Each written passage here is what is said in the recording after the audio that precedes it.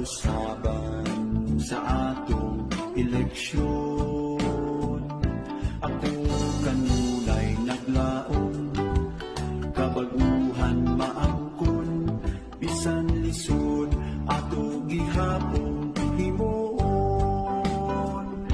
Piliyon ta ang buutan sa balaod nagatuman, ang way pihing kabisman o adunahan.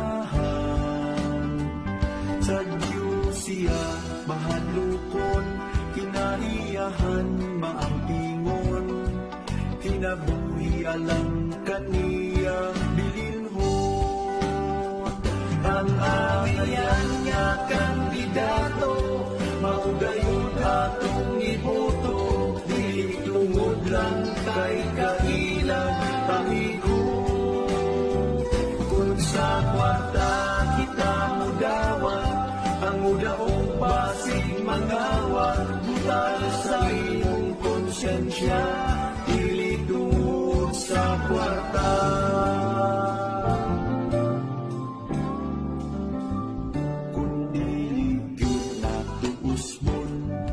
Ang naandang buhaton, di gyud matuman ang damputa karon.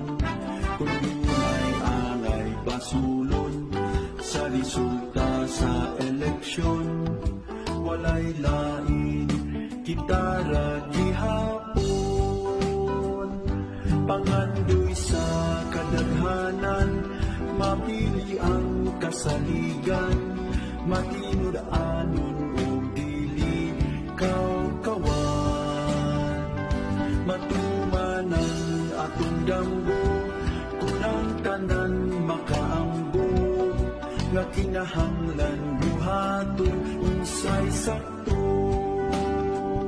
Ang angayan nga kandidato, maugayon atong iboto, dili tungod lang kay kailang amigo.